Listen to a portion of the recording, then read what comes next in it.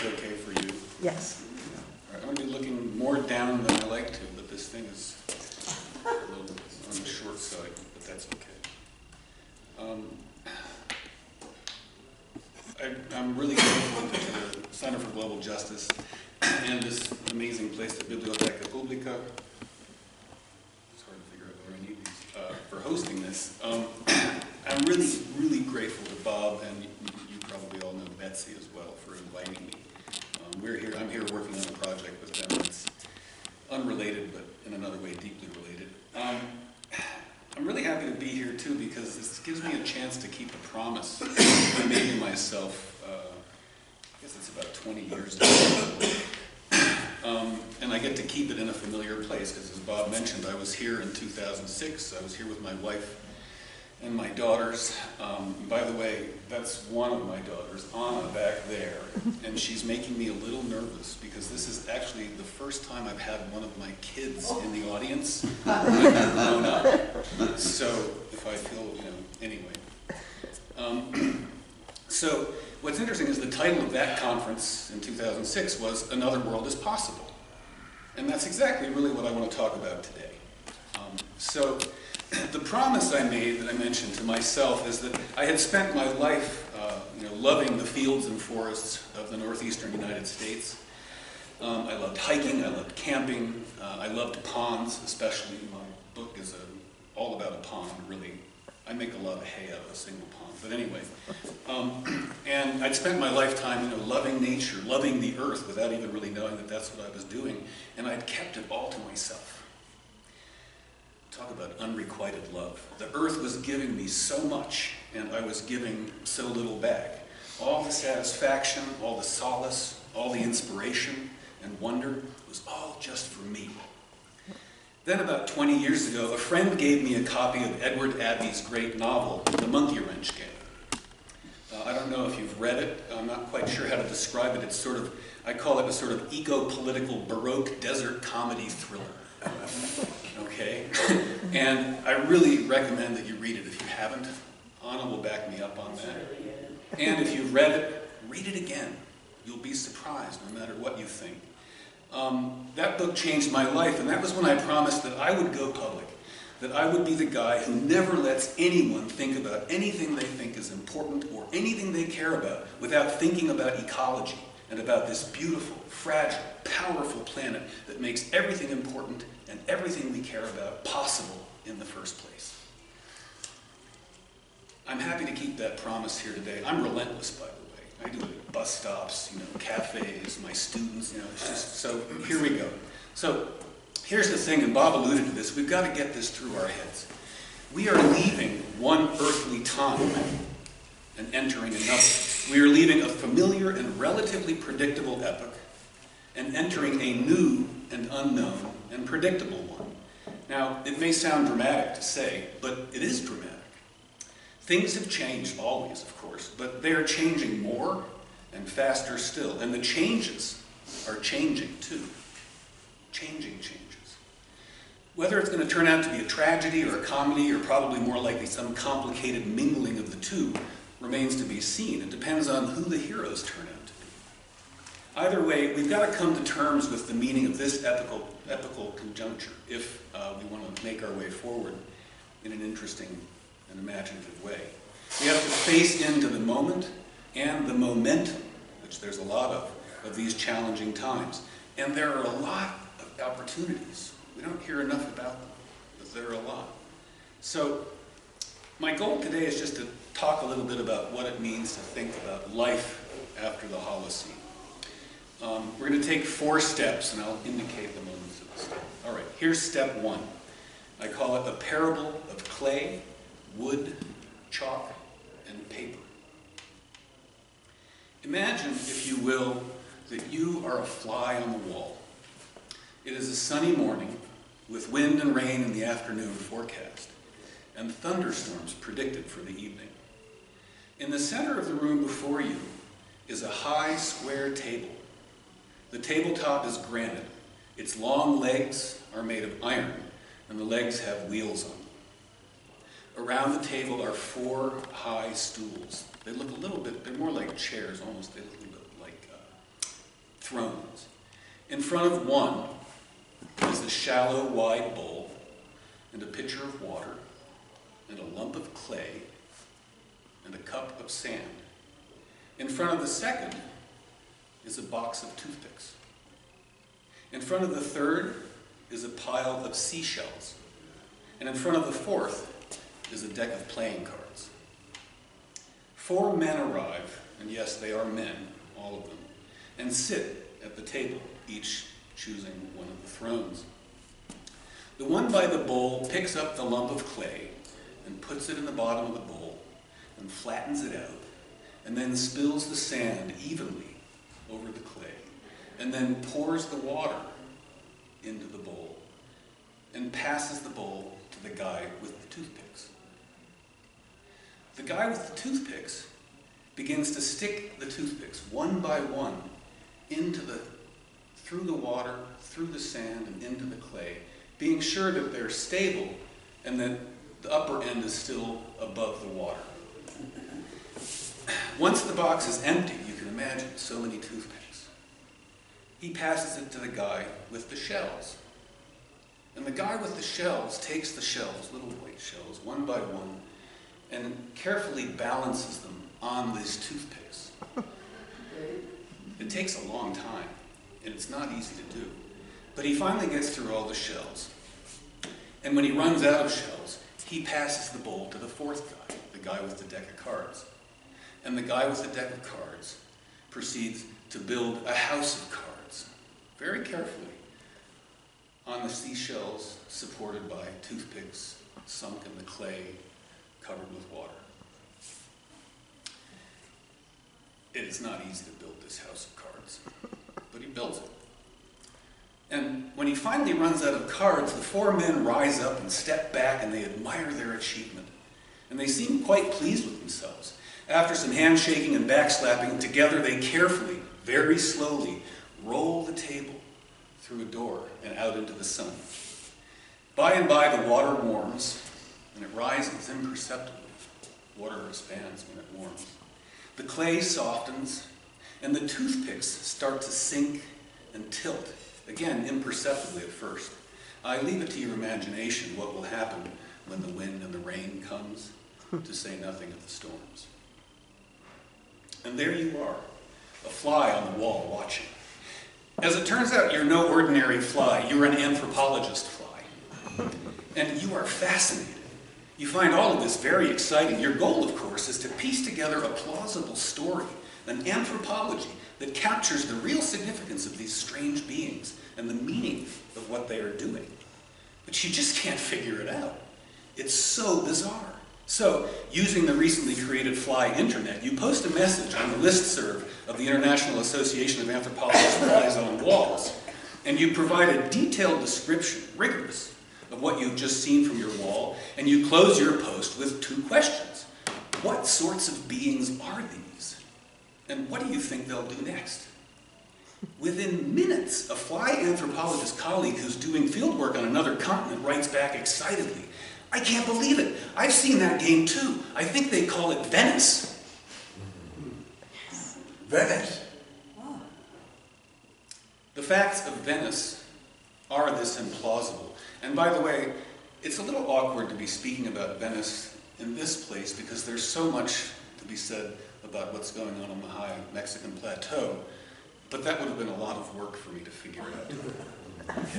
So here's what we know about Venice. It's built on the trunks of millions of trees, mostly Dalmatian alder, which it turns out is unusually resistant to the corrosive wiles of salt water. There are more than 10 million trunks in all. Each were hand-cut from the now mostly arid coasts of Croatia and Montenegro. Some were also taken from Slovenia, but that grew back. Slovenia is well known for its great forests. Each of the trunks was sunk like magic into the lagoon bottom, through sand and mud and deep into clay, which is the densest and strongest of those 3 bits of what make up soils, whether underwater or above. And all of them are topped with massive stone slabs that are cut from the Istrian Peninsula. These are slabs of limestone, and Istrian limestone is known for being almost marble hard. But But you think about this, limestone is actually made of plankton shells that have been crushed under the weight of eons. So in other words, all of these myriads of pilings and all the pads that support the great city, the great floating city, were made literally by life, trees and sea organisms. Just like the foundations of any world on this planet.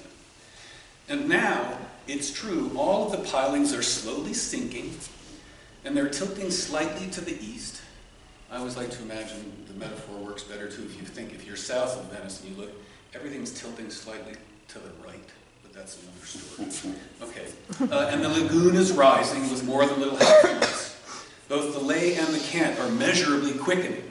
If you want to go to Venice, you better go soon. You've got this unique cultural artifact that preserves in its slowly fading singularity countless unique artifacts of what would become an almost universally destructive culture. The facts of Venice are this implausible, and then some. Venice is as good a parable as I can think of for the challenges and opportunities that lie before us. It's an uncannily precise allegory for our time. We are all Venetians today, in a certain way. Okay, step 2. I'm just going to share 3 ideas from Earth system science and geology. The ideas are the Earth system, the Holocene epoch, and the Anthropocene epoch. Maybe some of this is familiar to some of you. I just hope you find it helpful the way I've mapped it out, if you're already familiar. So let's start with home, the Earth. I have referred to this planet several times already, and I once even called it the living Earth. Bob mentioned the Gaia hypothesis. That's a whole question we don't need to get into. Now let's just call it Earth system science because people feel safer. If Lovelock had called it biocybernetic universal system tendency theory, he would have had a much easier time. That's what he planned on calling it. Then he met a novelist, and the guy said, "You should call it Gaia, man." And it's caused no end of troubles. Anyway, I've called this planet the living Earth. The faint of heart might prefer to say something a bit more cagey, that the Earth is a biophysical system with some lifelike characteristics. I want to insist, though, that we do best to think of the Earth as alive. It's hardly far-fetched. Earth is, as ecologists and Earth system scientists will tell you, a complex, self-organizing, self-regulating, far from equilibrium and adaptive system. Just like a bacterium, or Tlachuaque. I looked this up, Tlachuaques, which is a species of local opossum, or a eucalyptus tree, to name another tree, another organism that lives in this area on the Mexican plateau. Now, a tree is a particularly apt example. Most of the biomass of a tree is dead. Most of the biomass of a tree is dead matter. Strictly speaking, only the roots and the outermost layer under the bark and the leaves, when they're out, are actually alive. And yet, none of us says we only kill a small part of a tree when we chop it down, or that only a little of our favorite tree in the park is actually alive. The tree, the whole tree, is either dead or it is alive. Hug a dead one and then a living one. I mean it. Try it. If you haven't hugged a tree, try it. What have you got to lose? I've done it many times, but if you hug a living one and you hug a dead one, I suspect you'll notice something. So the Earth has so much in common with a living tree, with a living organism. It's mostly dead matter, with a thin layer of life surrounding it. That life reaches some few thousand feet above and some few thousand feet below the surface where we spend our time, with the majority of life being concentrated near the surface in what ecologists call the critical zone. That's where most life forms make their living, life forms like us and life forms very unlike us. That's what makes it a critical zone. Much like a tree, the living Earth system comprises the strong coupling and reciprocal influence of several spheres. The most familiar being, spheres like the lithosphere, which is the hard stuff, and the hydrosphere, which is all the wet stuff, and the atmosphere, which is all the gassy stuff, and the biosphere, which is all the living stuff. And there are several other lesser but equally crucial spheres, like the cryosphere, which is all the frozen stuff, and the stratosphere, which is home to the protected ozone layer, that precious stuff that keeps us healthy in so many ways, the magnetosphere, the field of magnetic stuff in nearby space that also protects us. Without it, the solar wind would blow most of the gassy stuff away, and that'd be the end of the game. And closer to home again, right beneath our feet, well, beneath this building underneath, is the pedosphere, the earthy stuff, like sand and silt and clay, which make up the soil that is the foundation of trees and civilizations alike. The living earth is a delicately intermingled, integrative, open-ended gathering of creaturely ways and elemental powers. And from this great Terran dancing whole emerge relations and patterns and processes that are utterly unpredictable from even perfect knowledge of the parts, no matter how much you know about the parts. Pick your favorites and learn everything there is to know about them. You will never predict what emerges from the whole. It's a music of the spheres, if you will, in which every earthling is wholly enmeshed, and to which all of us contribute, and upon which each of us is utterly dependent. Okay, maybe I'm waxing a little too lyrical here. I blame it on Alexander von Humboldt, but that's another story. He's the de facto founder of ecology, late 17th, early 18th century person who decided that poetry and science have to stay together, but, you know, call me crazy. All right, anyway, this planet is more than a lifelike biophysical system. It's alive. Okay, next idea from Earth system science, the Holocene. The Holocene epoch, as some of you surely know, is the name given by geologists to the past 11,700 years on Earth, since the glaciers, which peaked about 21,000 years ago, finally receded. It's always important, I think, to remember this, that there were glaciers, well, not here, but in most of the places I've had a chance to speak about this, but glaciers not so far north from here as you might think. Ice a few thousand feet thick, halfway down the North American continent. I mean, picture that, okay? It's also important to remind ourselves that in the prior 2.6 million years, which is a much longer time than you think it is, more than 50 such global glacial interglacial cycles have occurred. More than 50 of them across 2.6 million years. The Holocene is just the most recent of those interglacials. Holocene, intriguing as it sounds, in fact, just means wholly recent. I mean, it's not a very sexy name for something so interesting, but there it is. It's the wholly recent epoch. It is the name geologists gave, and only ratified, by the way, in 2004. You know, geologists move slowly when they want to make decisions, and it's probably, I mean, they hang out with rocks, so what do you expect? It's the name they gave to this epoch that came after the recession of the last glacial maximum. What stands out about this short epoch, and it's exceedingly short by geological standards at least, all the rest of the epochs lasted millions of years, is what stands out about the Holocene is that it has been characterized by relative ecological and climatological stability on Earth. And I emphasize the word relative here. Relative ecological stability, relative climatological stability. There's been plenty of change, but overall, local and regional ecologies and climates have been unusually stable, given what we know about previous epochs. The other thing that stands out about this epoch is that during these 11 or so millennia, we humans, most of us at least, left behind our roaming, foraging, hunting ways and took up the digging stick, planted seeds, domesticated animals for work and food, and learned how to stay put. The historical details are many, though the overall result is clear. The relative ecological and climatological simplicity of the Holocene has provided the necessary conditions for the possibility of complex civilizations. Not incidentally, thanks to these complex civilizations, there won't be any ice here for a long, long time. Another glacial cycle would be in the offing in the next couple thousand years. But the details are complicated, but what we know now is that the glacial interglacial cycle that we should be moving by stages through has now been put off. I'm going to skip ahead here. This is fairly well documented at this point. The ice is supposed to be coming back, and it won't be for a long time. Thousands to perhaps hundreds of thousands of years. to perhaps longer.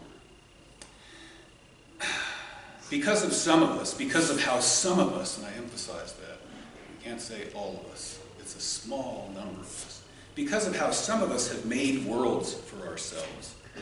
And even though the planet continues to whirl and tilt and wobble as it always had, which is what used to drive those glacial interglacial cycles, the living Earth has been pushed into what Earth system scientists describe as a super interglacial, an extended period of warming that is likely to go on for many thousands of years longer than it would have by natural means, possibly for hundreds of thousands. This is, as the scientists now say, a no analog state for the Earth.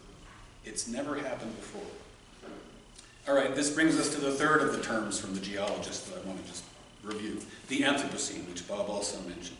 Though we hear the term bandied about quite loosely, the term Anthropocene epoch has a very precise scientific meaning. There are 2 or 3 excellent short books, by the way, that I could recommend. I don't remember the titles. We should take the term, the Earth system scientists and geologists seriously. They came up with it, after all. It's their word, and they have reasons behind the naming. The Anthropocene is the name they have proposed to mark a new geological epoch in the chronostratigraphic chart. That's the geological timescale, as we lay people call it. They're naming a new epoch that's going to go on the map of time that goes back 4.5 billion years, and it's the epoch that comes after the Holocene. The Anthropocene is, if we believe them, the next stage in the history of the living Earth, and it has only recently begun. And herein lies the no analog bit. This new epoch, whether or not it is formally ratified by the geological and Earth system science community, and it does seem likely to be, by the way, all the indications are that they're going forward with it, which will take decades, because that's how they do things. But anyway, this new epoch will have been brought about by the disproportionate influence on the Earth system, on the living Earth, of a specific form of complex human civilization. It's one particular type of complex human civilization that has brought this on. Fossil-fueled civilization. Until recently, the tight and active coupling among the aforementioned spheres, the biosphere, the lithosphere, all those spheres, had been entirely driven by physical, chemical, biological, and cosmic forces, unperturbed in any significant way by any other creature or power. Now, and for any foreseeable future, we must add a new forcing and a new perturbation. That's the language of Earth system science, and one demonstrably more impactful than all the others. They've even come up with a differential equation to represent it. They call it the Anthropocene equation. They've turned it into math. Scientists love this, right? Mm-hmm. Galileo famously, and I think wrongly, said mathematics is the language of the universe. In any case, it's useful stuff. They've got an equation for it. Anna helped me figure it out. And you can see there's this new element in it, and it begins with an A, anthropos. The force is us. That's the new force, at least some of us. Hence the proposed name of the new geological epoch, with its roots in this Greek word for human. Okay, now, as I always have to say when I invoke the name Anthropocene, I think the scientific reasoning behind the naming is impeccable. Still, I don't like the name much. Now, you can ask me about that a little later if you want to talk about it. But call it what you will, the capitalocene, as Jason Moore, among others, fairly recommends, given capitalism's key role in bringing about the epochal change. Or call it the Cthulhucene, sorry, this is Donna Haraway's suggestion. In her typically wonderfully impenetrable way, she highlights the open-textured dialectic of destruction and creation. As she puts it one place, the diverse earth-wide tentacular powers and forces of collective things. It's exhausting to read her stuff. And she talks just like that. It's wild. I mean, it's just like, but anyway. Or call it the Manocene, as many feminists have wryly suggested. Given the composition of the committees of scientists who will decide whether to add the name to the geological timescale, to say nothing of the patriarchal roots of planetary disruption and degradation. Don't forget our 4 guys sitting around the table playing that crazy game. Sorry, I lost my place here. Look it up. Look it up if you haven't. The figures. Sorry. Oh, call it the Plastocene, right, as others have suggested on more mundane grounds, given the almost inconceivable quantities of plastic now circulating through terrestrial and marine ecosystems. Look it up if you haven't. Have a stiff drink. The figures are staggering. Call it what you will and like it or not, the Holocene is over and the Anthropocene has begun. If you don't believe me, ask the group of ecologists, earth system scientists, and geologists who recently concluded after more than a decade of consideration that this new geological epoch, the Anthropocene, should be formally added to the chronostratigraphic chart. They reached the conclusion. All right, like I said, it's going to take them another 30 years to do it, but the committee recommended it. So we're already living in a new epoch. Perhaps more unbelievably, most of what has brought on this new epoch has happened in the last half century or so. Not all of it, but most of it. This quickening few decades also has a name. Environmental historians call it the Great Acceleration. I won't review their findings here. Just imagine dozens of graphs depicting historical increases in consumption, population, pollution emissions, extinctions, and so on. And that most people have a hunch about and nobody wants to talk about. And imagine each line in the graph shooting up, most of them to near vertical, starting around 1950. You can see it, picture it. Just look up. Great acceleration graphs. They're all out there. It's enough hockey sticks to play several games at once, if only we could keep the ice from melting. Okay, are you with me? Here comes step 3. 6 concepts, sorry, but it's important. 3 from ecology and 3 from earth system science. To help us think through the implications of the Holocene and Anthropocene conjuncture, it's a good idea to understand at least a few basic ecological concepts. My new book is about a lot more of them, but here are 3 that I think are most crucial for all of us. As Gregory Bateson put it, these are things every schoolboy should know, and schoolgirl. The concepts are keystone species, functional diversity, and nested hierarchy. Keystone species are those members of an ecological community whose contribution is, in one way or another, pivotal for the health of the ecosystem. You eliminate a keystone species and the effects cascade through the system. You can eliminate a keystone species from the top and they cascade down. You can eliminate a keystone species from the bottom and they cascade up. No matter how many other species remain, take away a keystone species and the system will not remain the system that it is. Think of a patch of sage in the desert nearby at the edge of a stand of eucalyptus trees and Mexican sycamore. Both the bush and trees require bees to reproduce. Take away the sage or the eucalyptus and this little region of desert will alter. Take away the bees and it might well falter. That depends on who else is around. So we have now the concept of functional diversity, which is intimately linked to the keystone species effect. It's always that way, by the way, in ecology. Everything is connected to everything. Was it John Muir said, if you try to look at any single part, you find it hitched to everything else in the universe. There's something really there. So many species in an ecosystem may do more or less the same thing, and this is a good thing. Redundancy of functions contributes to system stability and resilience. Think of all the pollinators other than bees. If the bees leave, as agro-industrial chemistry is causing many of them to do in many parts of the world, other pollinators, wasps, moths, beetles, even some bats, will pick up at least some of the slack. It's the variety of interrelated functions that sustains an ecosystem's distinctive patterns and core processes, and its underlying resilience, its ability to take a hit. If you take away whole functions, the whole system will fail. If you take away all the pollinators, there will be neither eucalyptus, nor Mexican sycamore, nor sage. The concept of nested hierarchy follows from this, and it's again integrally connected to the keystone and functional effects. Nested hierarchy is just the idea that ecosystems are systems of systems. Lower level systems are embedded within higher system levels, with each level being of different functional and structural significance, but integral to the whole. Undermine the hierarchy, and the system will start to unravel. Undermine the nesting, and it will collapse. Here, in addition to bees and sage bushes and eucalyptus trees, think bacteria and fungi and microscopic worms making the crumbly, dry, cryptobiotic desert soils. I thank Anna for that too. She taught me about cryptobiotic soils. She spends a lot of time in the desert, other story. Think flies and wasps and butterflies pollinating by day, and moths and beetles and bats pollinating by night. Think lizards and prairie dogs and interloping pocket gophers, scratching and digging and tunneling, all making a patch of sage at the edge of a stand of eucalyptus and Mexican sycamore from above and below and within. You take away a level or two in the hierarchy, and the whole landscape will collapse.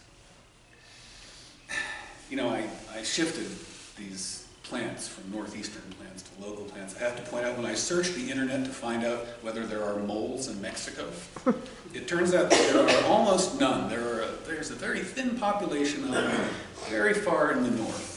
But they're very rare, and there are none. But as you might not be surprised to find out, there are thousands of recipes for mole sauce. That's what I came up with. Okay, sorry, I just had to share that because I cracked up when I said, like, no moles and then 50 pages of mole recipes. Okay. All right, so keystone species, functional diversity, and nested hierarchy. Don't worry, I'm going to come to a story at the end again. Just hang in there for 3 more. Let's shift up in scale. Let me just briefly introduce 3 concepts, 2 of them borrowed from the conceptual toolkit of Earth system science, but the first one comes again from ecology. They nicely complement the set of concepts we just looked at.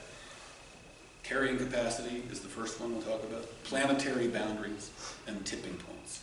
Okay, like most important scientific concepts, each of the ones we're about to look at quickly gets complicated as you dig into the theoretical, empirical, and mathematical details. And like most good scientific concepts, it's easy to get the gist of them. So here goes. Carrying capacity, it's sort of what it sounds like. It's built on the intuitive distinction between the limited and the unlimited, or between the finite and the infinite, if you prefer a weightier way of putting it. All right, I gotta say one more thing about her. She also taught me how there are different sized infinities. Ask her. I'm convinced. All right. Anyway, so carrying capacity is just the idea that every ecosystem is finite. And therefore, any given ecosystem can support only a finite community of life. I mean, crazy, right? Okay, a field of high plains flora, for instance, can support only so many goats and sheep. I've been watching them running around back in San Antonio, where I'm staying with Betsy and Bob. If the goats and sheep eat all the plants, it's bad news for them and for all the other members of the local community, who will most certainly have to move. Now, every ecosystem is limited. That's the basic idea. Just scale this up. And we see that what holds for ecosystems has to hold for the whole Earth system, for the whole living Earth. Despite the perpetual extractivist fantasies of industrialists and corporations, and the fetishized delusions of perpetual growth that dominate mainstream economics and financial institutions, the Earth is not infinite. The Earth is finite. The idea is so blindingly obvious, I confess I don't believe that the CEOs and reactionary politicians actually don't know this, which raises awkward questions about their true motives and intentions. We're not going to go there. Anyway, if we understand the whole Earth as essentially the largest known ecosystem, by definition, Earth too has a carrying capacity. That is, it has ecological limits beyond which we dare not tread. Big news back in the 70s when the Limits to Growth book came out. It's ancient news, really. Communities have known this all along. The idea of planetary boundaries is the next one. It's, in a sense, a clarification of this scaled-up meaning of carrying capacity. The idea of planetary boundaries is just that the whole Earth system involves the continued and consistent functioning of several fundamental large-scale processes. Things like the carbon and nitrogen and phosphorus cycles, maintenance of biodiversity, maintenance of the alkalinity of the oceans, the right mixture of greenhouse gases and ozone and aerosols in the atmosphere, and so on. These functions can only stand so much alteration or disruption before the processes that drive them shift or fail, undermining the Earth system's ability to function in its current state. Now, this too strikes me as intuitive, as I hope it does you, though if we believe many of the most powerful people and organizations in the world, apparently our intuitions are mistaken. Just as each organism has metabolic boundaries beyond which it cannot function, and every ecosystem has functional boundaries So it is with the Earth. Just as every hornet's nest can only take so much poking with a stick, push the boundaries of the Earth system, and things are going to change, perhaps irrevocably.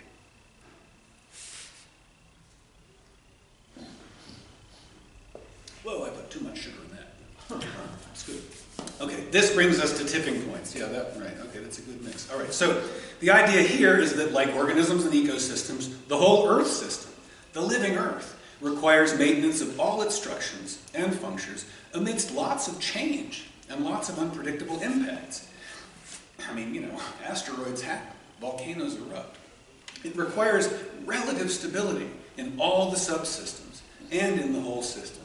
If the structures and functions of ecosystems and or of the whole Earth system are pushed too hard, too fast, for too long, they can abruptly shift into dramatically new system states, into what systems theorists call a new basin of attraction. Now here, an easy image is a mixing bowl. Let's take the one from the guy at the table earlier, right? Imagine a big mixing bowl, and we'll put a marble in the bottom of it. Now, you have the mixing bowl on the table and the marble in the bottom of the marble sits still. The marble's in its basin of attraction. You pick up the bowl and you start to move it a little bit. What's going to happen? The marble's going to move.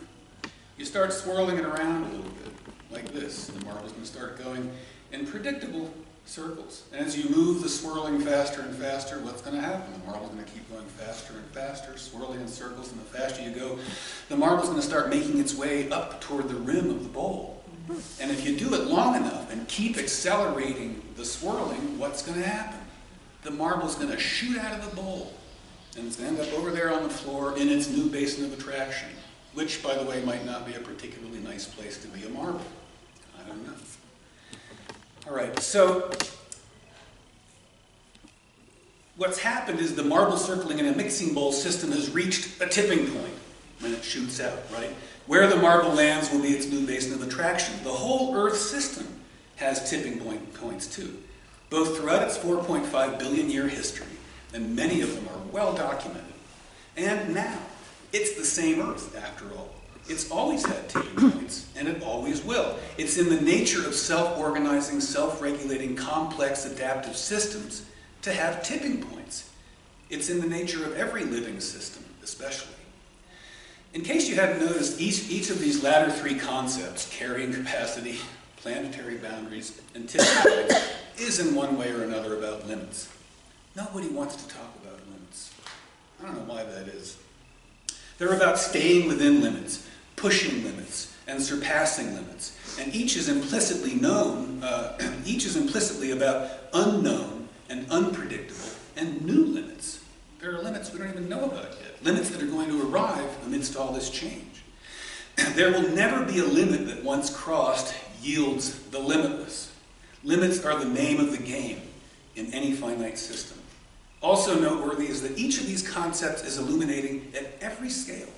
They are relevant at the scale of your personal microbiome, which we've been hearing more and more about lately, the community of billions of friendly bacteria in your digestive tract, upon whose patient and constant work your health depends, and without whom your life would probably be even more challenging and fragile than you already think it is. They are relevant at the scale of local ecosystems, like grasslands or peat bogs, swamps or salt marshes, evergreen or deciduous forests, like the high plains desert that surrounds us here.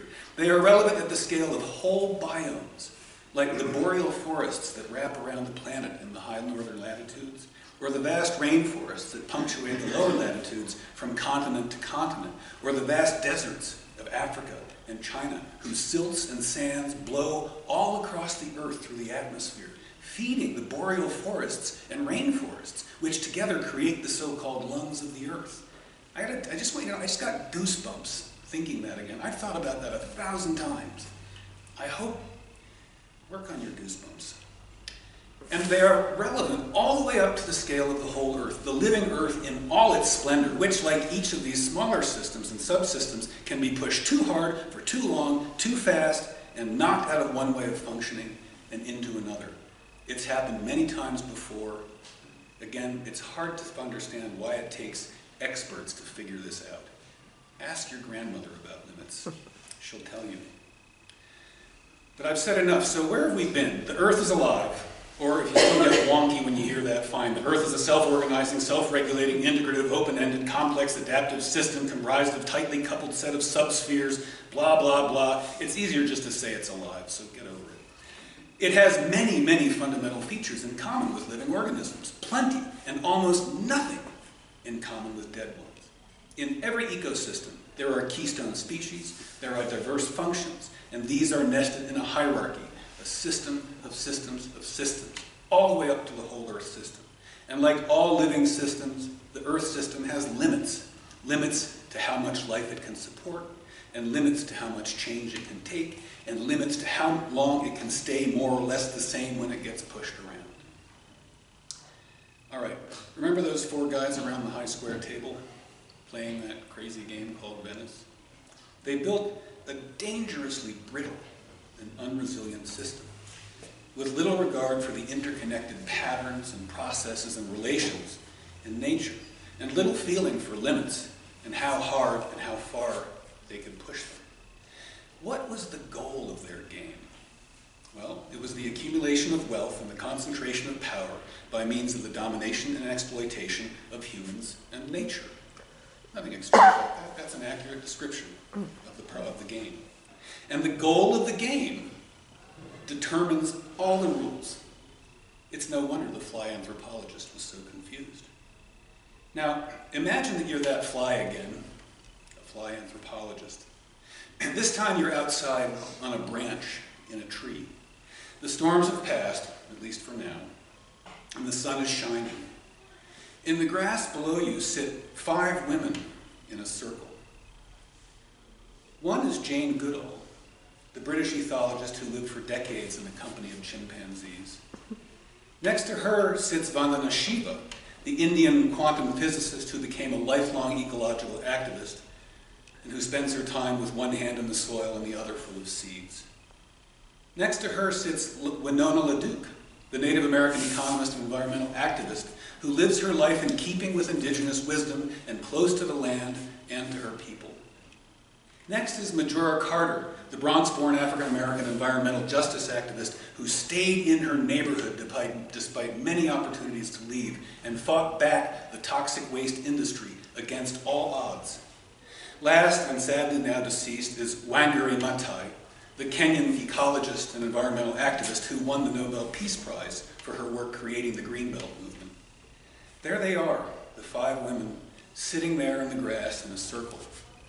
And they've decided they want to play a new game. What do you think the goal of the game would be? And what would be the rules? Well, the goal is easy. The goal would be a healthy and flourishing Earth with just and abundant worlds for all of its inhabitants. And that goal would determine the rules of the game.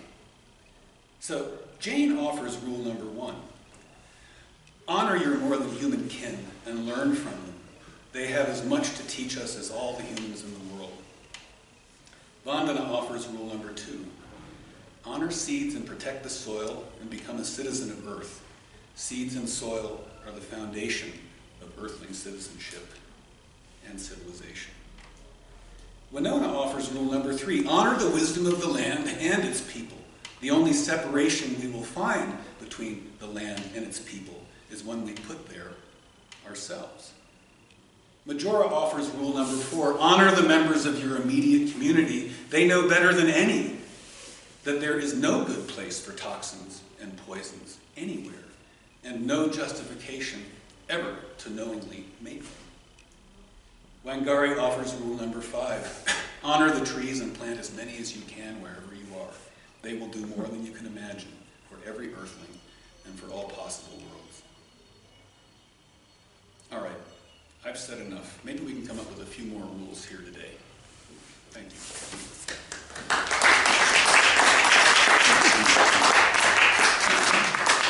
Well, we have a lot to talk about.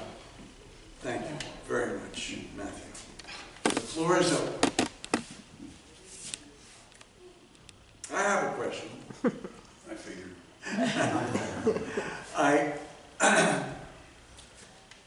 I wonder what we can do in our own homes. I wonder what small things we can do that make a difference. Everybody always wonders that, right? What are some of the things you do? Sorry to throw it back at you, but I think many of us know many of the answers to that question, so we should start with what we know. Every time you go grocery shopping, you just accumulate a million pieces of plastic. I'm sorry, could you repeat When that? you go grocery shopping, something as simple as grocery shopping, I bring my own bags, but And still, it's still no good. Everything's wrapped in plastic, everything I buy, it's really problematic. I went to the butcher because I thought he'll give me paper, you know, and he said, no madam, go to the counter, it's already pre-wrapped. It's pre-wrapped in styrofoam, styrofoam and then plastic. I want you to wrap it in brown paper. You So know, what are you gonna I do? grew up with brown paper. I don't know if you did. So My dad would go to the butcher and you'd get all your stuff in brown paper and the guy would write chicken. And We had a milkman too, all that, yeah. Eh? I recognize it. But like everything you buy. It's So how do you fight the battle against plastic in your daily life? It's hard.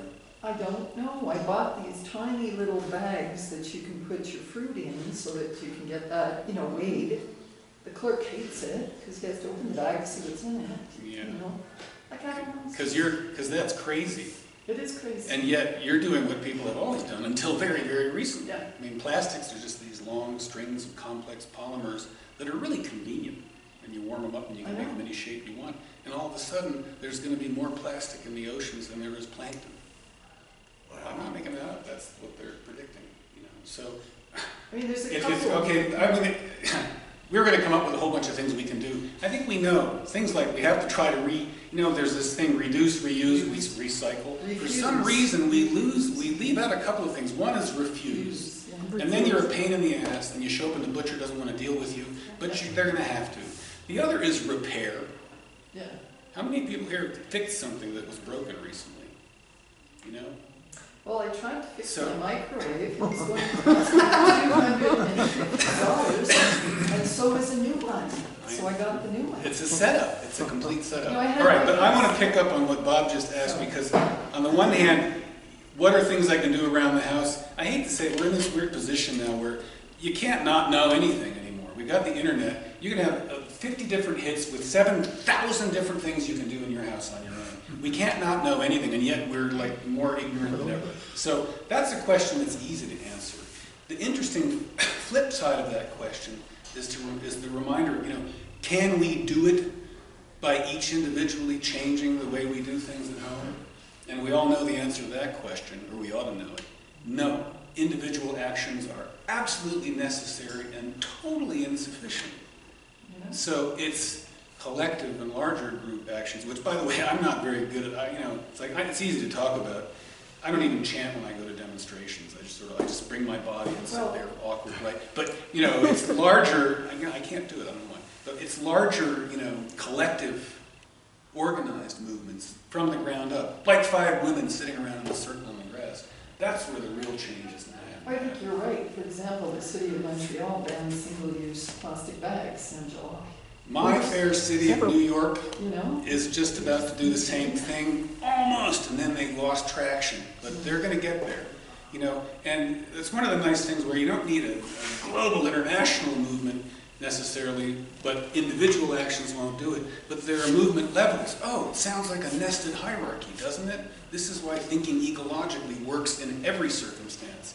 There are these larger scale things like, Trump does his nonsense about stepping out of Paris. It galvanizes countries around the world to do more their part. Now, don't get me started on what the Paris Accord can and can't do, but it galvanizes nations, it galvanizes regions. There's this huge organization of major cities around the world who are essentially saying, look, we're going to do what we can to offset Trump's idiocy as cities. So it's interesting. By the way, I always like to put this forward because the last rule of the Weingart-Matthias rule was plant trees. Have any of you heard of the Trump forest? Okay, it's actually a great thing. And they surpassed 1 million trees now. The idea is that you can do this tomorrow, Bob, in your own house. The idea is that you plant a tree and then you register it online with Trump Forest. Because the idea is to get enough people around the world to plant enough trees to offset the carbon deficit created by Trump's idiotic climate change failures, right? And it would work. Hundreds of millions of trees, and Wangari Maathai did it in Africa, across Kenya and into Ghana and so on. Hundreds of millions of trees is all it would take to offset the folly of the current US administration with regard to climate change. These are individual acts that can be collectivized because you plant a tree, or you plant 5 trees, and you register it with Trump Forest, and suddenly you're part of an individually based collective action. It's just one example. I also like it, and it's really snarky and funny, so I want to support it. We planted a tree. What else? But that question, what can I do? The answers they're abundant. You can go through a list of any 100 things you can do, and there are books like this, and then pick 6 and just try to do them. It's hard. But yeah, real hard. We need more of stores where you can bring your containers and bring them. Bulk stuff, yeah. But not just bulk, but I mean shampoo and dish detergent.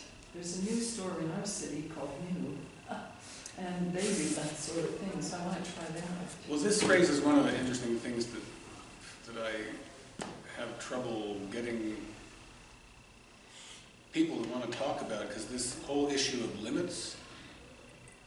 I mentioned one of the 5 women. The goal of the game is a future of abundance and flourishing, but abundance means something different from what it means now. Go to a pharmacy, actually here I know what it's like, go to a pharmacy in the United States and count the number of brands of shampoo. They all do the same thing. If anything's absurd, 400 different brands of shampoo. It's absurd, there's no other word for it. Abundance isn't about abundance of stuff. Abundance has to be about something else, because a future on the world, and nobody wants to hear this, on this planet is going to be a future of less stuff and less energy. It doesn't have to be too little energy or too little stuff. As I said to Bob the other day, they did studies, I think it's either 1990, it seems impossible. Let's just call it 1975. There were 500,000 products on the market in the United States. 500,000 in 1975. In 2015 or so, when the numbers were crunched, Amazon alone stocked 28 million products. Is that, you can't even believe it. It seems impossible. It's true. That's something that we can do in our individual lives, because Amazon can only stock those products if people will buy them. But larger groups of people boycotting and collectively refusing, anyway. Other thoughts? What about other rules? I gave 5. I just picked one rule for each of these favorite women I have. I'm not going to call on you, I know you're afraid. Go ahead. Rules, listen. Well, it's more of a question, but, or I could say, give up something. I was talking with someone before we walked in, and it's such a grand conversation. Yet, what am I willing to change in my own world? What am I willing to give up? Like, if my children and my grandkids live across the country, am I willing to give up airfare to go visit them? I mean, really, I know, and every time you take that flight, your carbon footprint just goes, yeah. Here I am, I'm talking to you about the environment, because I flew down here on a plane, that just ruined any chance I had of having an acceptable carbon footprint this year. That's right. One flight. And we're working on a project, and I have to fly down again. It's over. I've already failed. But yeah, that's a great one. Give me another rule. Give up something. Give me another rule. Think about it. Let's write the rule book for the new game. Anna, what were you going to say? I was talking about before. I guess for another rule, I would say go outside. Listen to her. And I don't mean outside on the street. I mean outside in the dirt, surrounded by nature. Because I think one of the issues, we have this great disconnect between ourselves and the earth. And we can, make all the fancy gizmos and gadgets we want, and use as few, plastic as we can, but until we change our relationship with the earth, we're not going to be able to make the changes we need. So how do we change our relationship? We reconnect with it. How do you do that? Go outside. Go for a hike. I like it's pithy too. Get off. Go outside. Get off Facebook. I mean, that's what, actually, my mother said that to me 10,000 times, right? Go outside, and I did. And I was alone, I went to the pond, I went to the woods, I went to, well, I wasn't, my dog was with me the whole time, but, yeah, There's go a outside. pretty good book out there called, it's about natural or nature's deficit disorder. Yeah. The Last Child in the Woods. Yeah, The Last Child in the Woods by Yeah. Love, R-O-L-O-U-V, yeah. Yeah, it's pretty Yeah, good. and then he's got another book called Nature Deficit Disorder. We talk about all these disorders. There are a lot of people who call themselves eco-psychiatrists and eco-psychologists, and they're convinced that we could formalize a diagnosis called nature deficit disorder. So you've got the cure. How about another rule?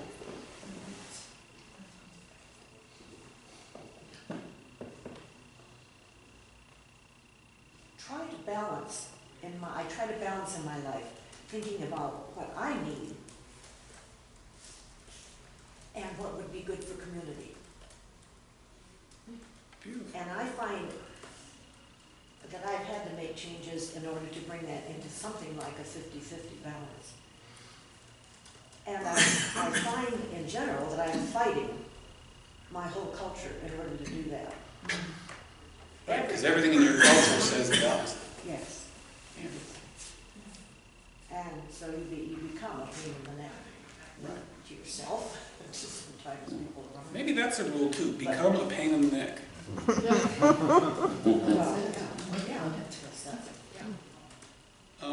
yeah, You bring this, as far as the Last Child in the Woods and all the studies that have been done.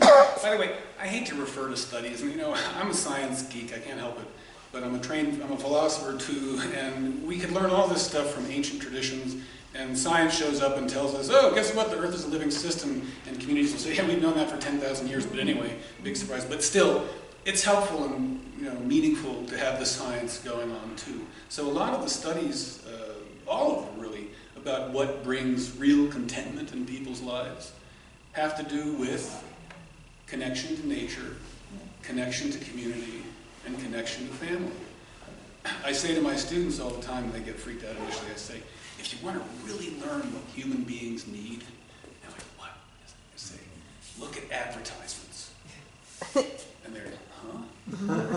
And I say, look at the advertisement, and then look at the product they're trying to sell you, and then look what they show behind it. And if you look at advertisements, in general, the imagery they give you is some combination of people in nature, families close together, and people in community. That's what they show you. And if you really want that, buy this shampoo, not that shampoo. Right? So, anyway. I just wanted to make a comment. You were talking about the Earth as a live system, that the Earth is alive. And I did something when my daughter was very little. It was with the Grow Guides. They had us with the little girls go out and paint on every drain a fish. And so we did this throughout our whole community, and it really brought it forward. If you throw things down the drains, it will go into the water system, and it will go into your food system, right? So it was just a real, you realize then how alive it is. Is there a rule in there? Yeah. Don't shit in your, No. you don't do bad things to where you live. To replace them. Do good Do good things. Make hard. Yeah. So, don't throw dangerous chemicals in the water system. Maybe respect the environment you live in. Yeah, I think so. And care for it. Right. And I wanted to amend my first rule. Wait, what was it? Go outside. Okay. Go outside and bring someone with you. Oh, nice.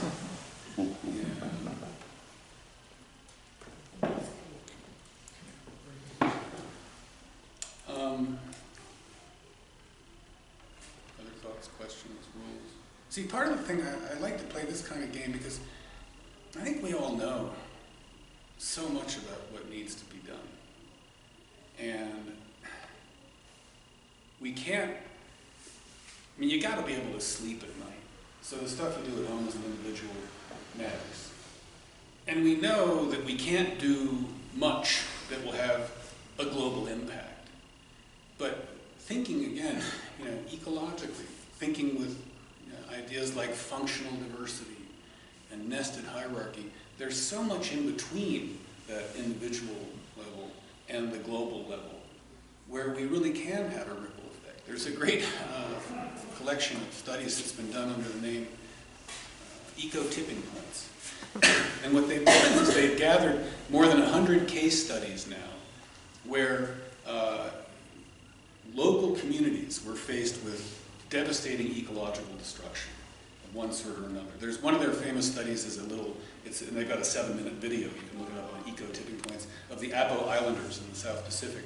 And the Apo Island people are traditionally a fishing community.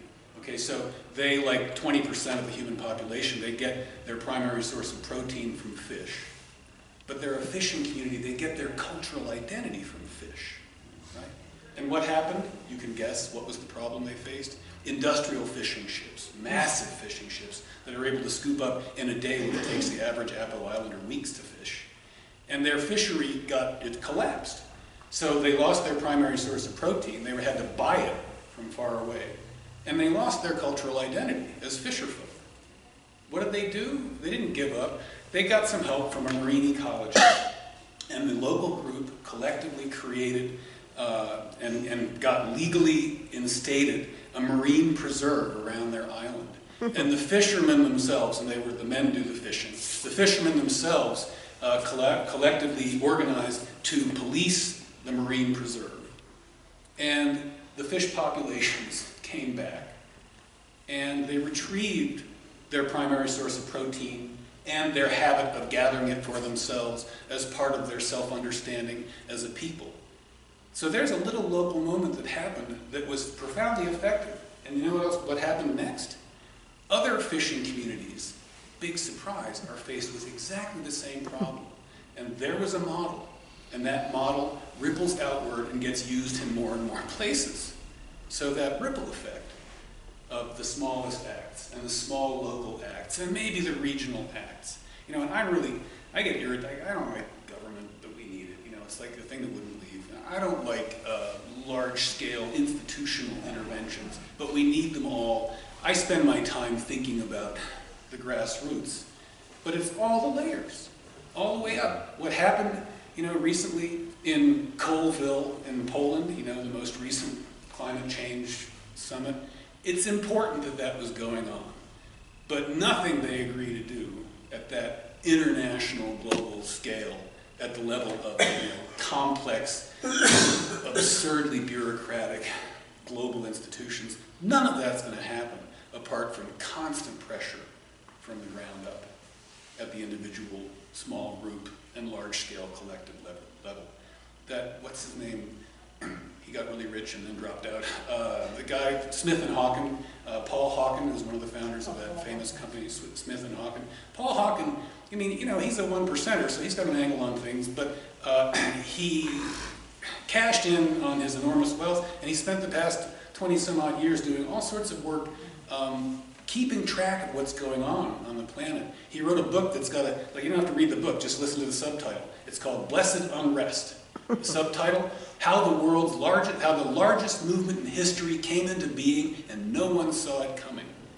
I'm absolutely confident that historians one day are going to have the luxury and privilege of writing the sustainability revolution chapter in the history books. But it's going to be a long and hard slog along the way. And that's the challenge. That's the challenge of living after the Holocene. Because we're in the midst of this changeful change. We don't even know where it's headed. And there's all this inertia built into the system. Most of it powered by the incredible energy density of fossil fuels. And yet, we move forward. Anyway. Can I ask?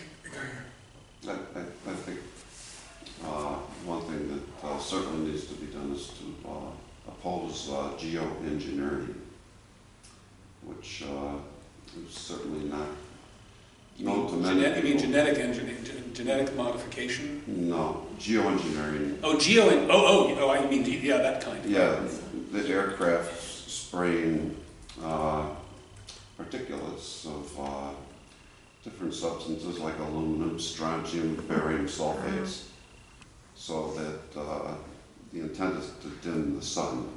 Yeah, those are the. And you know, most people, It's insane. you know, the academic world will, I don't know if you will or not, but will just what's that? Even though they all know about it. It's a well-known nightmare.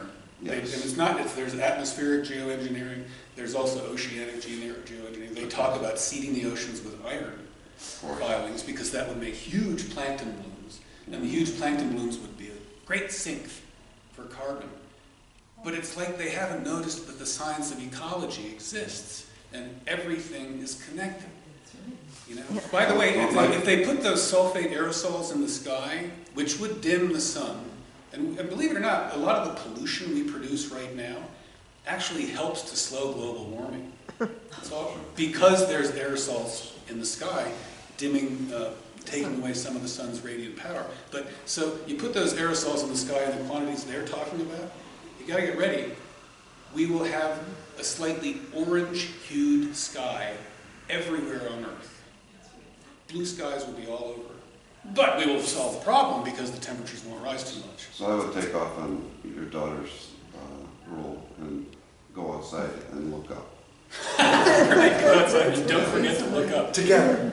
Actually, all right, now I want to add to that, go outside and look up and look down. One of my favorite quotes is from Henry David Thoreau. It's in the last book he almost finished before he died, called Wild Fruits.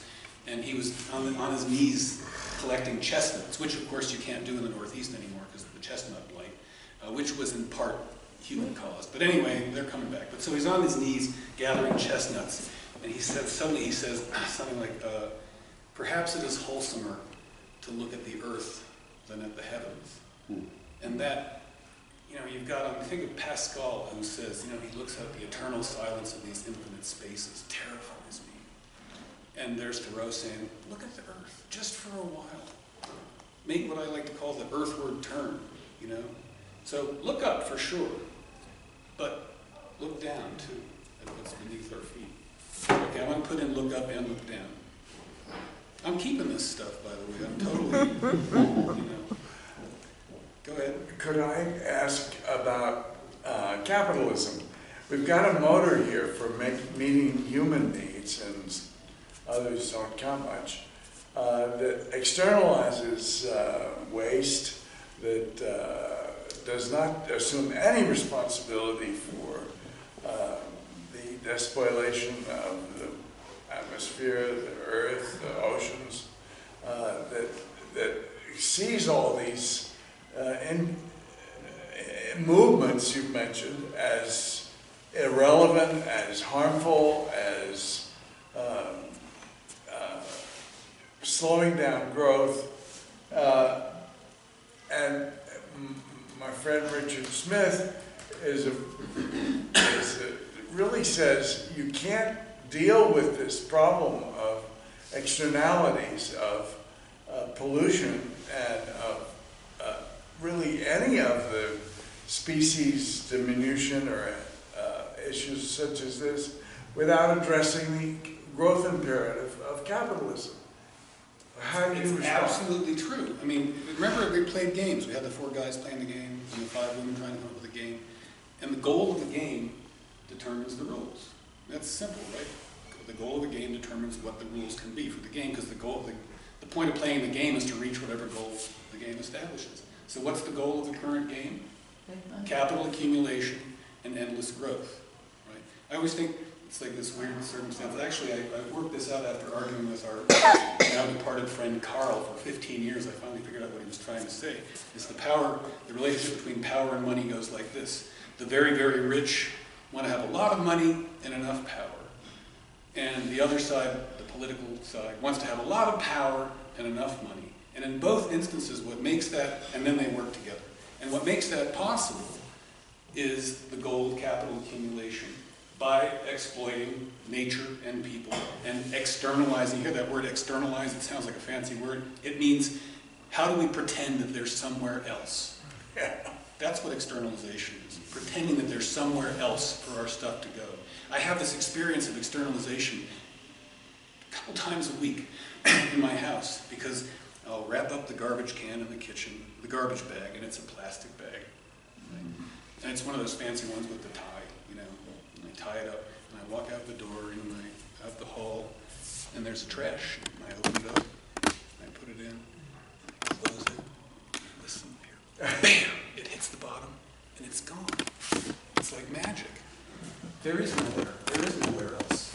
So if we want to do something about this, your friend and all of us, we know this, we got to change the goal of the game. Growth permanently is impossible. Why? In part because of what I talked about today. There are limits. This is a finite planet. It's like, that's a problem? No, it's the most normal thing in the world. So capital accumulation and growth, if those remain the goals, it's going to be an ugly fight. There are all sorts of people all over the world talking about crazy things, like a degrowth economy, a steady state economy. Oh, here's a crazy idea. Universal basic income. Yes. Everybody has enough. People say, well, then people have no incentive. I always want to say, well, let's try it out and see. Yeah. You know, can't anticipate how people would believe if they weren't under conditions of enforced, painful scarcity. It's like people say, well, if women took over the world, everything would be, you know, they'd do the same thing. And I always say, well, let's let them try and see what happens. You know, you can't anticipate this. The same thing happened in the civil rights movement in the United States. Well, if you put blacks in power, they'll do this, that, and the other thing. Well, you know, it's a little premature, right? Let's wait and see what actually happens. So, changing the goal of the game. You know, there's no way around that. And there are people around the world working on it. And the community, like the transition communities that you've heard of, maybe the transition town movement, it's a little, you know, drop in the bucket. But there are these transition towns all over the world who are doing things like localizing their economy, not oriented toward profit, localizing their energy production, not oriented toward fossil fuel production of energy, localizing their educational systems, so the localization movement is a piece of the puzzle. And it's, again, it's all over the world. This is why I like Paul Hawkins' work, because there's this surprising, you never hear about it, because it doesn't bleed, so it doesn't lead. But if you take a little time and look into it, there's a shocking amount of good work being done. And you have to wonder what the cumulative effect of all this nudging is going to be, because it is a system, and systems adapt to the nudges. So individual acts do work. They count. Yeah, Yeah. yeah. It's just like, I mean, if you take a community that does something, it's just one little act. Yeah. And so our role is to act. You know, it's like Rule number one, do something. Yeah, do something. I'm going to make that rule number one. Okay? Yeah. Do something. What do the futurists think? What comes after say the... again? The futurists, what comes after the Anthropocene? Oh, well, you got it. Did you hear the question? What comes after the Anthropocene? The futurists, the positive ones, will want to talk about the ecocene. Okay. Eco is the word, you know, we get that word from the Greek word oikos, which means home. Mm-hmm. But the weird thing about the Anthropocene is it's the weirdest thing geologists have ever done. Because they're predicting basically, the Anthropocene discourse is prospective geology. They're predicting what a geologist 1 million years from now will find in the stratigraphic record.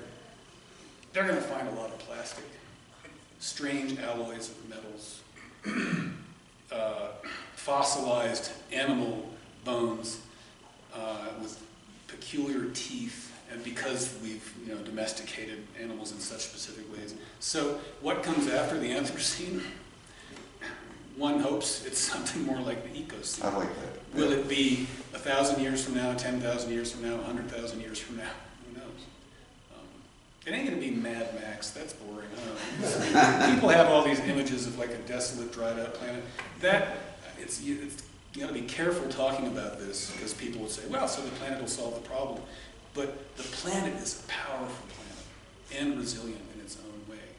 But the question is, and I interviewed Jim Lovelock once, the creator of the Gaia hypothesis, with Lynn Margulis, by the way, a woman who always gets, quietly noticed in the background.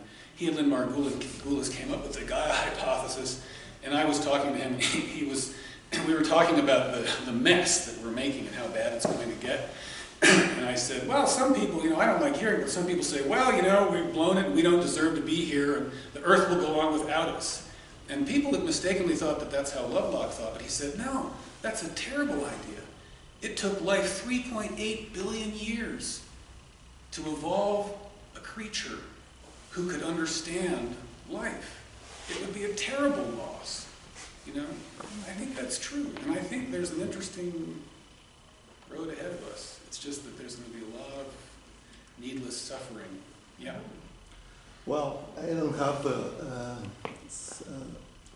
a developed idea to become a rule, but just some ideas, some loose ideas have to do with education. First, I thought in terms of are we ignorant of not knowing, of not teaching the kids in the schools the very important issues, because as you mentioned, everything is a set of systems from soil down to us as a human living societies, up to the sky and everything. Everything is. I just, for instance, I just read yesterday about the soil, how the soil is composed. It's unbelievable. It's unbelievable.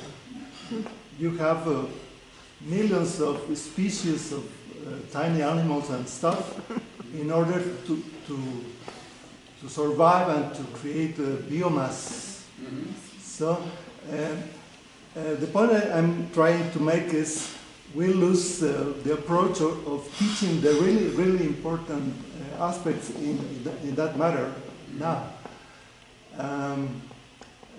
For instance, one example of how ignorant or how confused we are, we call the climate change problem.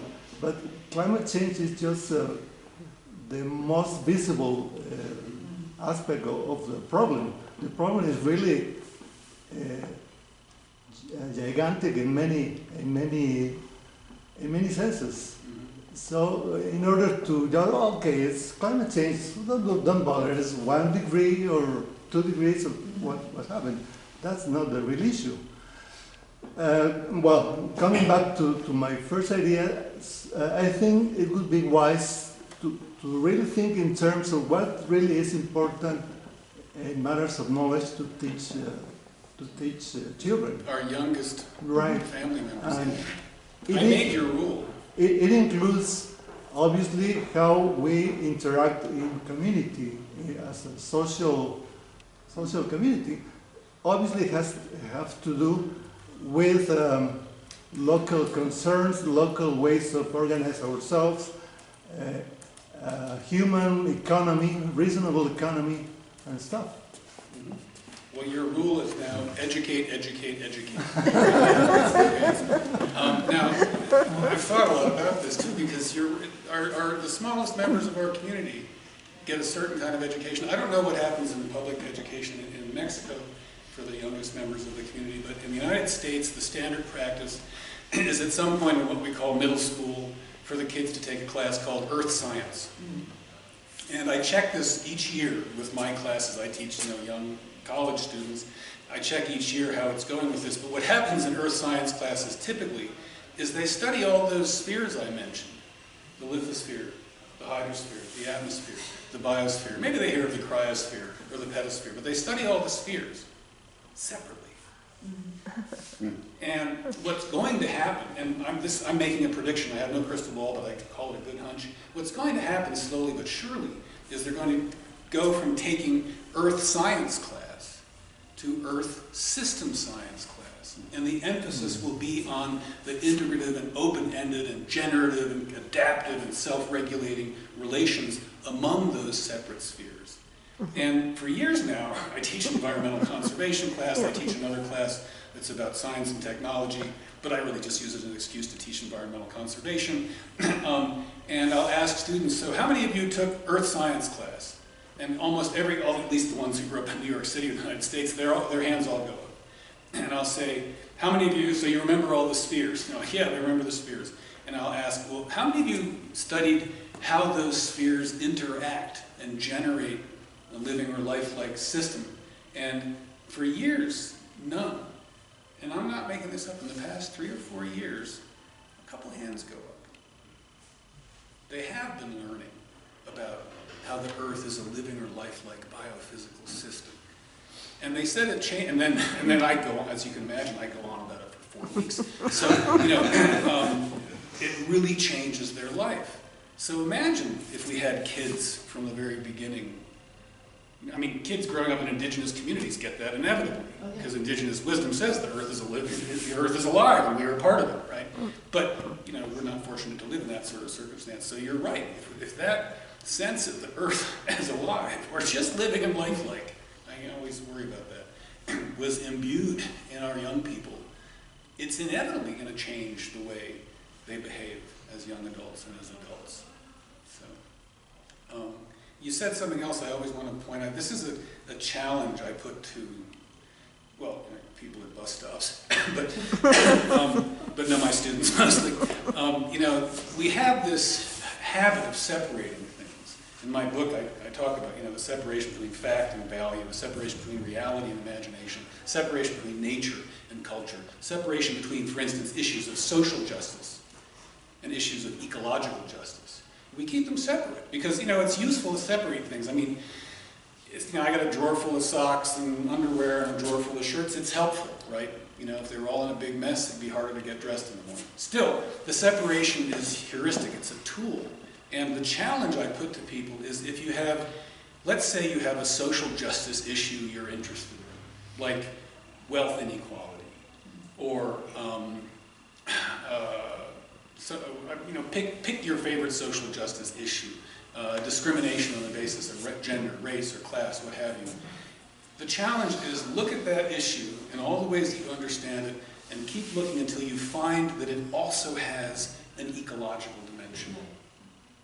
Similarly, if you're an eco-wonk like me, and you're always looking at the ecological stuff, always thinking about the Earth and the environmental dimensions of it, no matter what the environmental justice issue is you're thinking about, it has fundamentally social dimensions. So it's always about, because you said something, I don't remember what it was, but I wrote a note, it's always already socio-ecological. And even though that sounds like some sort of, importantly philosophical, abstract, academic way of talking about it, no, it's just as important as understanding that the Earth is a living system from the get-go. Understanding that every time you want to separate the social from the ecological, you are making a false division. It's a product of the imagination. You can't separate the social from the ecological. And if you start absorbing that idea and challenging yourself every time you think about the social justice issue that worries you, or the ecological justice issue that worries you, you're going to do better work. You're going to do rule number 1 better. When you do something, it's going to be a better something than it would be if you had to pick the social or the ecological. And then you can let the environmentalists worry about the ecological, or the social activists worry about the social. It's always already connected. Can I introduce a glum thought? I'll see your glum thought and raise you a disaster, but go ahead. Okay. We have, according to Daniel Ellsberg, all of the targeting and armaments and technology and systems in place to have a global nuclear war. And Noam Chomsky tells us that this is one of the two great threats to humanity, the other being the environmental. You get the fast version and you get the slow version. I'll take this. But right now, we've got people in the government that want to have a war with Iran. Quickly spread, quickly dynamite up to global nuclear war. Nuclear war has a lot of advantages. First of all, it gets rid of the excess population, which is what the Second World War did too, helpfully. Second, it blows up a lot of stuff, and you have to replace it. And get capitalism going again with new people and new stimulus. Marshall Plan helped those Europeans out, pump priming big time. Let's have another Third World War. How can you really say that that's not on the agenda? How can you really say that this isn't a possibility? Where is this homegrown control of the environment going? We don't care about the environment. We want to get rid of the factories. We want to get rid of the people. We want to start over again. It's a death-oriented culture. It's an anti-human culture. It sees capital accumulation isn't some offshoot, unfortunate part of it. This is part of what capital accumulation means. You can't make money when you don't have a working class, global working class, that has the means to purchase it. You mentioned guaranteed income. Okay, fine. That's going to be fine for a certain stratum, but not for the system. The system wants death. The system is aimed for death. The system is headed that way. How are we going to get out of this without a major crisis, not just around the edges, but that has to do with expropriating the bankers, making capital the people's decisions. In other words, we need to start to save nature with a socialist revolution. Well, that last part wasn't glum. No. But it's, Well,